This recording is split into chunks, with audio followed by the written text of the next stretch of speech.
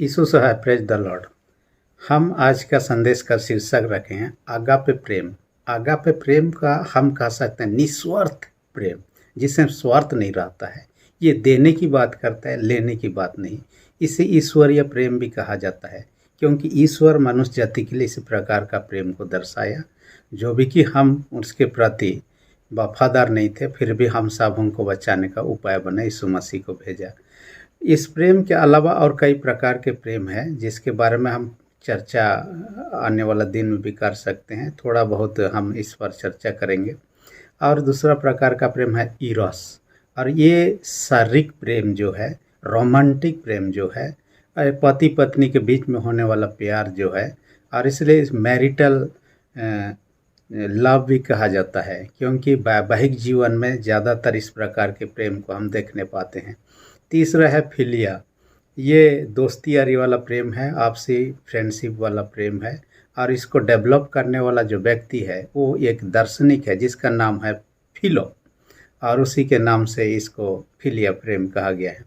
चौथा जो कहता है स्टॉर्ग। स्टॉर्ग या तो इसे ग्रीक भाषा का स्टॉर्गे से लिया हुआ है, और इसका होता है पारिवारिक प्रेम, जो आपसी माता पिता और भाई बहनों के बीच में होने वाला प्रेम के बारे में चर्चा करता है। और पांचवा जो कहता है मनिया। ये मनिया जो है जुनूनी प्रेम है, या तो पागलपन का, जो व्यक्ति जबरदस्ती करना चाहता है, छेड़खानी प्रलोभन करके भी प्रेम में करना चाहता है, इस प्रकार का प्रेम। और छठवां जो कहता है फिलौतिया। ये फिलौतिया प्रेम जो है कहता है स्वयं से प्रेम करना है, सेल्फ लव कहता है। ये पॉजिटिव नेगेटिव दोनों तरफ का हो सकता है। इस प्रकार के प्रेम के बारे में आगे कहता है लोडोस।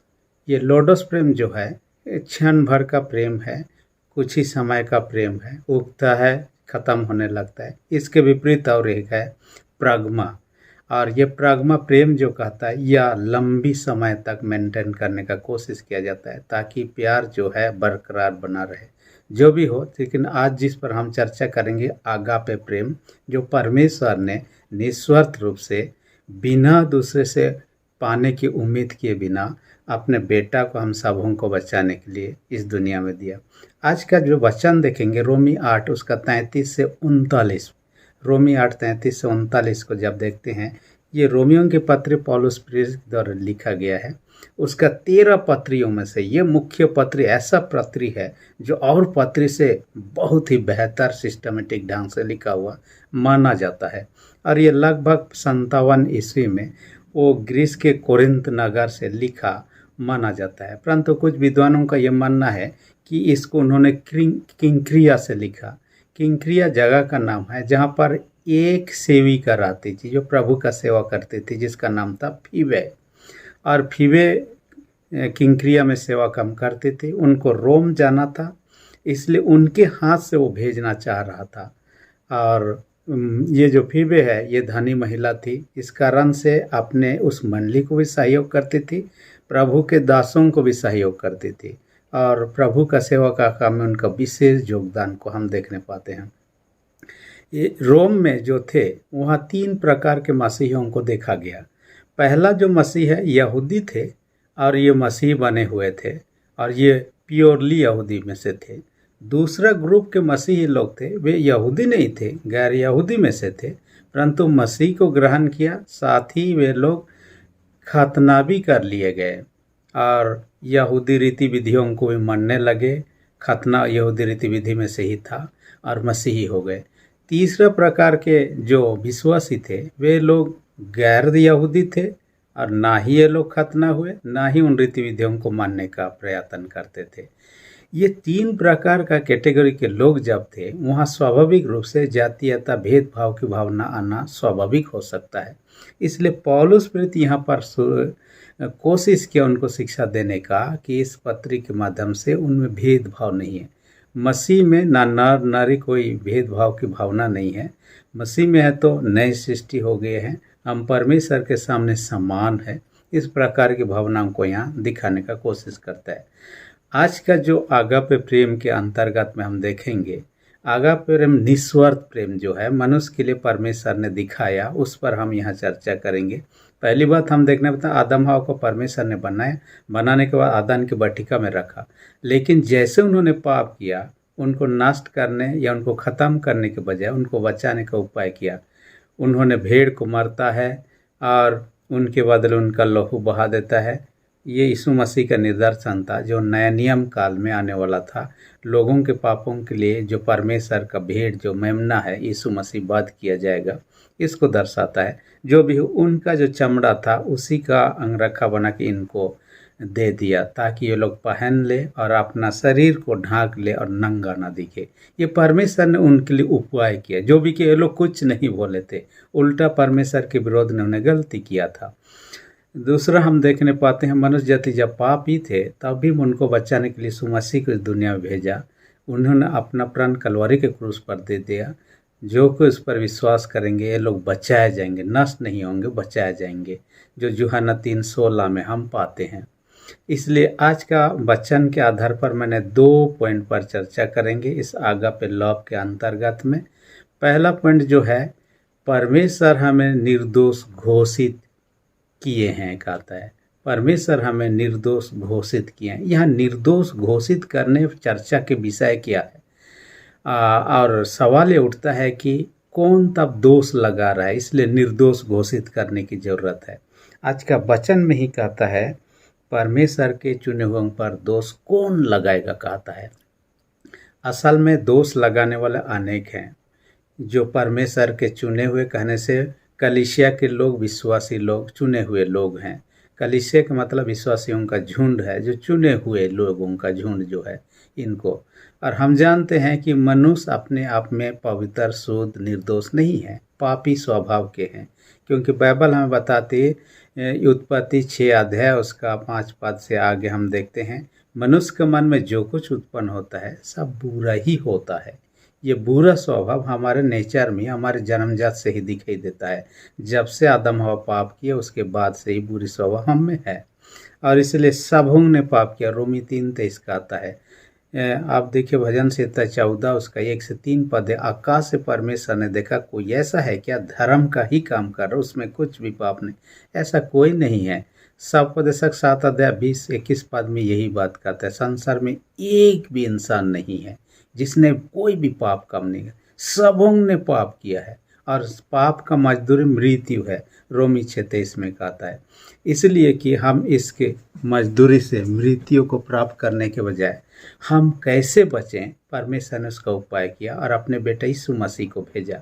इसलिए जो कोई यीशु पर विश्वास करता है, जो उद्धार का काम यीशु मसीह ने क्रूस के ऊपर से मानव को बचाने के लिए उसमें शामिल हो जाता है, उस उद्धार में शामिल हो जाता है। वह मनुष्य जो पापी भी था है, परमेश्वर उनको धर्मी घोषित करता है, धर्मी ठहराता है विश्वास के कारण से आधार पर। ये मनुष्य अपने आप से धार्मिकता को अर्जित नहीं कर सकता है, ये परमेश्वर ही उनको घोषित करता है। ये परमेश्वर गिफ्ट है, उपहार है, अपने तरफ से देने की बात है कहिए। इसलिए हम यीशु पर विश्वास करें, धर्मी ठहराए जाते हैं।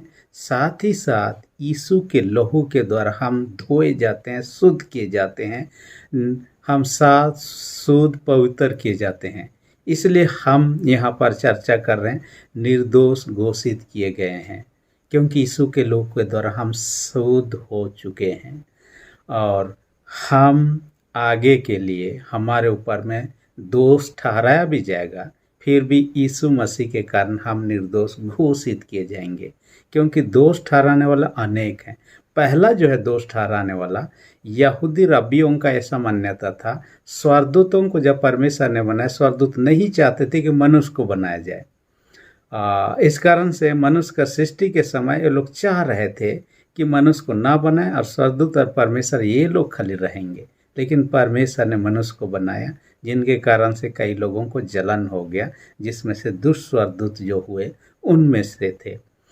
दूसरा हम देखने पाते हैं, जब 10 आज्ञा परमेश्वर ने मनुष्य को देने के लिए मूसा को बुलाया, ये स्वर्गदूत कोशिश कर रहे थे, यहूदी रब्बियों का जो मान्यता उसके अनुसार ये चाह रहे थे कि मूसा ना जाए या जा ना पाए, और परमेश्वर उनको देने का जो व्यवस्था किया है वो ना प्राप्त कर सके। फिर भी उन्होंने पाया, परमेश्वर ने दिया। परंतु दूसरी कैटेगरी हम देखने पाते हैं शैतान, जो कि उन पति स्वर्गदूत में से हैं जिनको परमेश्वर ने गिरा दिया। ये शैतान तो चाहता है हर समय हम में से एक एक के ऊपर में दोष लगाए, उनको पाप ही ठहराए। डॉक्टर मार्टिन लूथर एक बार जब प्रार्थना कर रहे थे, उनके सामने शैतान आकर उनको लिस्ट दिखाता है, देखो तुम्हारा पाप इतने लंबे है, तुम तो क्या प्रार्थना करने के दर क्या स्वर्ग को जाओगे, तुम्हारा पाप इतने लंबे है। तब डॉक्टर मार्टिन लूथर उनको जवाब देता है, यीशु का लहू मुझे सब पापों से शुद्ध करता है, क्षमा करता है। जैसे ही यीशु का लहू का नाम सुना, शैतान वहाँ से भाग निकलता है। जो भी हो, किताब में जैसा वर्णन है वो उसके जीवन से जुड़ी हुई घटना है। शैतान तो यही चाहता है। आयुब के ऊपर में उन्होंने दोषारोपण किया, लेकिन आयुब के ऊपर में परीक्षा आने के बाद साबित हो गया कि वो धर्मी पुरुष था। जो भी है, शैतान आज भी यही प्रयत्न करता है। तीसरा जो है संसार, दुष्ट लोग भी हम पर दोष लगाते हैं। आज भी देखिए, प्रभु को ग्रहण करने, प्रभु का सुसमाचार प्रचार करने, उपासना करने के लिए कई दोषारोपण, जिस दोषारोपण में से एक है प्रलोभन, पैसा देकर मसीह ही बनाया जाना। ये एक प्रकार का प्रलोभन है। अब तक मैंने कभी देखा नहीं किसी को देते हुए और बनाते हुए। मुझे नहीं लगता कि इस प्रकार की घटनाएं सच हो रहा हो। कहीं हो रहा हो तो मुझे जानकर नहीं, परंतु मेरे नॉलेज में तो ऐसा नहीं है। और बीते दिन में मैं एक पास्टर का जीवन को देख रहा था, और उस पास्टर का नाम है पूरन कश्यप। वो अपने जीवन की घटनाओं को बताते हैं। कुछ समय पहले उसके ऊपर में दोषारोपण हुआ, FIR हुआ पुलिस स्टेशन में। और दोषारोपण में यही जो पहले अभी मैंने कहा, पैसा देकर उन्होंने मसीह बना रहे हैं, जो कि सत्य ही नहीं था। हालांकि बाद में खारिज हो जाता है, क्योंकि उसमें कोई भी प्रमाण ही दिखाई नहीं दिया। दूसरा उन पर क्या दोष लगाया गया कि ये एक महिला को लिया गया, उस महिला दोषारोपण करने इन्होंने मेरे साथ बलात्कार किया।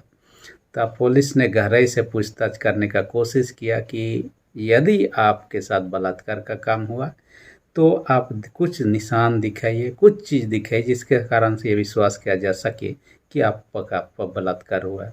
लेकिन बाद में वो मुकर जाती, नहीं ऐसा नहीं हुआ, मैं झूठी दोष में उनको फंसाने का कोशिश किया। पुलिस को पता चल जाता है कि ये तो इसमें कुछ भी सच्चाई नहीं, जो भी दोषारोपण किया जा रहा है बाद में उनको बारी कर दिया जाता है।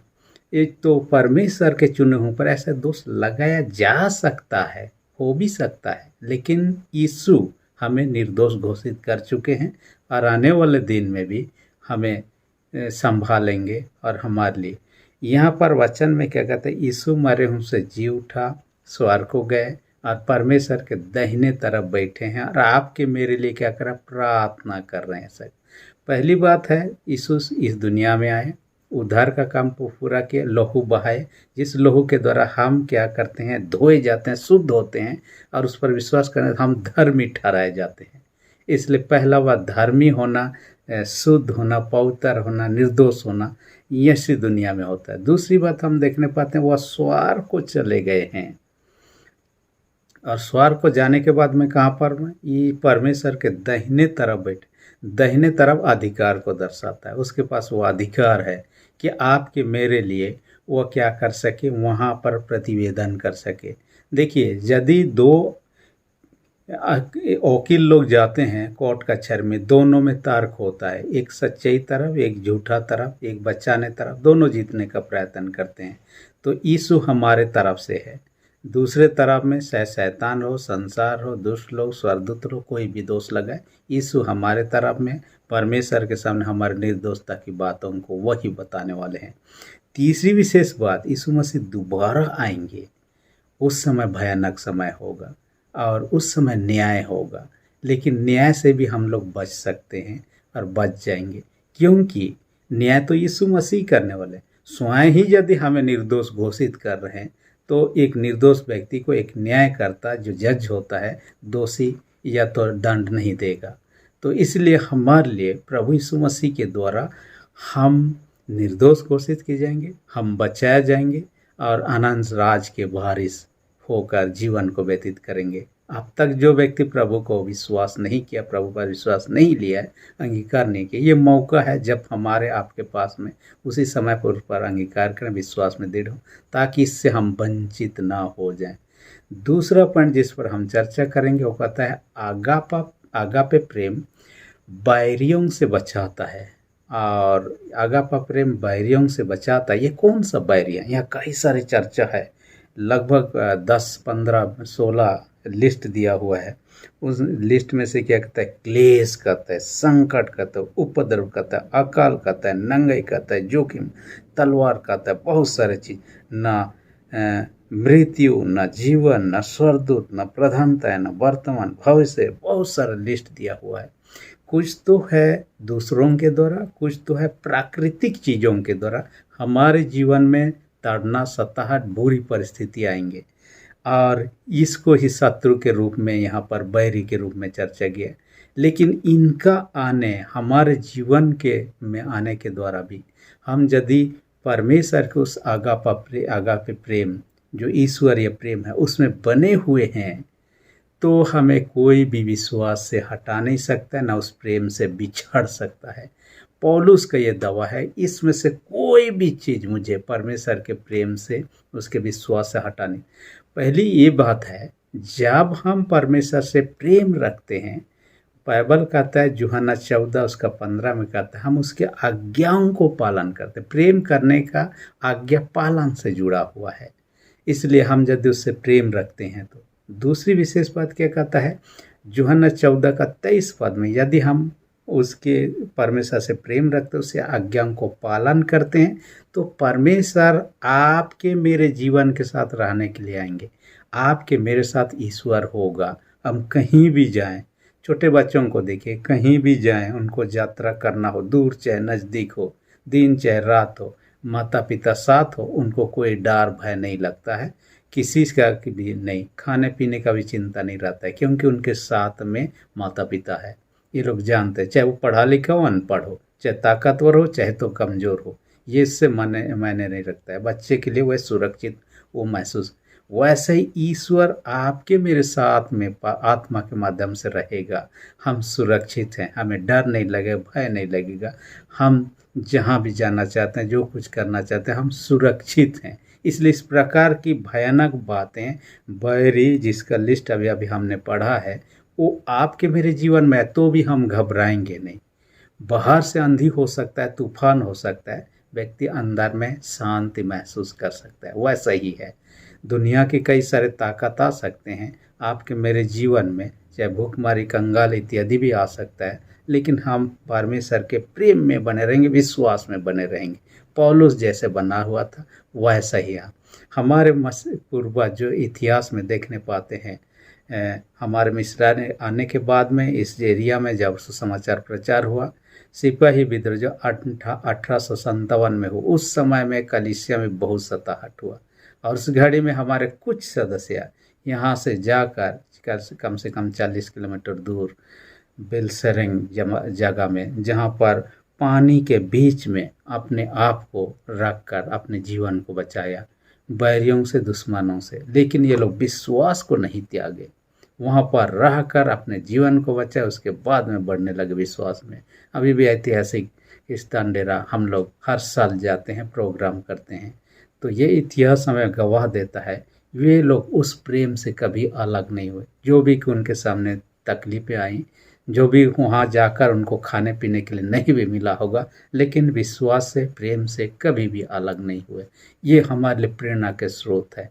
कई बार हमने एक व्यक्ति का चर्चा किया है, साधु किशन सिंह, अपने जीवन के में वर्णन करता है, अपने बहन के साथ में मसीह में आने के बाद उनके ऊपर में बहुत तड़ना हुआ, और इतना तड़ना हुआ कि घर से उनको ख़त्म करने का प्लान किया गया, उनको भागना पड़ा, और भागने के क्रम में उन पर गोली चलाया गया ताकि मार डाला जाए। वो उनको पहले तो ये समझा गया, तुम लोग मसीही को नहीं छोड़ोगे, मसीहियत से वापस नहीं, तुम्हारे संपत्ति तुम्हें नहीं दिया जाए। करोड़ों का संपत्ति ये लोग प्रभु के लिए छोड़ दिए, और ऐसे निकले उनके पॉकेट में एक पैसा नहीं था, और ये लोग दौड़ते हुए आकर ट्रेन में चढ़ जाते हैं। और ट्रेन जाते जाते पंजाब से असम तक आने 5 दिन लग जाता है। 5 दिन में कुछ खाने के लिए नहीं है, सिर्फ ट्रेन में जो पानी निकलता है, हाथ सब लोग धोआते हैं, उसी पानी को पीते हुए जाना है। पहुंचने के बावजूद भी वहाँ कहीं पर कुछ ठिकाना नहीं, उनको कई किलोमीटर जाना पड़ता है। जाते जाते इनको कांटा चुभता है, पैरों पे लहूलुहान हो जाता है। आधी रात को एक घर में पहुंचते हैं, उस घर के लोग उनको किसी तरह अपनाते हैं और उनको खाने के लिए दिया जाता है। उसके बाद उस घर में तो हमेशा नहीं रह सकते हैं, एक झोपड़ी बना के रहने लगे। उन्होंने लौकी सब खेती किया और उस लौकी फल रहा था, उसी को खाते थे। उनके पास चावल नहीं था, पैसा नहीं था। काफ़ी दिन ऐसा ही व्यतीत हुआ प्रभु के लिए, लेकिन प्रभु को उन्होंने नहीं त्यागा, उनका प्रेम उनसे काम नहीं हुआ। जैसे पौलुस प्रेरित का, ये सारे चीज़ मुझे प्रभु का प्रेम से कुछ भी अलग नहीं कर सकता है। हम भी आप भी इस प्रकार की बातों को कह सकें, पौलुस यही चाहता है आज के वचन के द्वारा। क्योंकि जब हम परमेश्वर पर विश्वास करते हैं, आपके मेरे साथ में हमारे साथ में बना रहता है ईश्वर पवित्र आत्मा के द्वारा, हम सामर्थ पाते हैं। इसलिए पहला यूहन्ना 4:18 में कहता है, सीध प्रेम भय को दूर करता है। हम यदि प्रभु में सीध में बने हुए हैं तो हमारे अंदर से जो भय का आत्मा वो खत्म हो जाता है। परमेश्वर सामर्थ का आत्मा देता है, साहस का आत्मा देता है, जो कि हर परिस्थिति में विश्वास में स्थिर रहा। जैसे चेले लोग प्राण देने तक विश्वासी रहा। इसलिए आपसे मुझसे भी कहता है, प्रकाश 2:10 में कहता है, प्राण देने तक विश्वास रहा तो मैं तुझे जीवन का मुकुट दूंगा। तो आज के वचन के जो कहता है, आप अपने जीवन में अपनाएं और परमेश्वर का प्रेम में बने रहें, क्योंकि हम उसी के द्वारा धर्मी ठहराए जाते हैं और उसी के द्वारा ही हम निर्दोष घोषित किए जाएंगे और उस आनंद जीवन को प्राप्त करेंगे जो प्रभु ने हर एक विश्वासियों के लिए तैयार किया है। परमेश्वर वचन का आदि कैसे आशीष दे, आमीन। हम प्रार्थना, सेनाओं के जीत पिता धन्यवाद देते हैं, आज के वचन के द्वारा हमसे बातें किया। होने दे हर एक सुनने वाले छोटे बड़े सबों को अपने स्वर्गीय आशीष से भर दे। जो बीमार है उन सबों के प्रति दया दृष्टि कर, यीशु के सामर्थ्य लोग से हर एक रोग तकलीफ बीमारी उनको दूर कर दे। जिनके विश्वास कमजोर उनके विश्वास को दृढ़ और मजबूत कर। जिनके जीवन में कमी घटे उनको आप ही पूरा कर। प्रार्थना यीशु के नाम से मांगते हैं, आमीन। अब तक यदि आपने मेरे चैनल को सब्सक्राइब नहीं किया, इसी घड़ी रेड बटन को प्रेस करके सब्सक्राइब कर दीजिए और जो बेल आइकन निकलेगा उसे प्रेस करके ऑल पर सेट कर दीजिए, ताकि आने वाले वीडियोस का नोटिफिकेशन आपको समय पर मिल सके। धन्यवाद।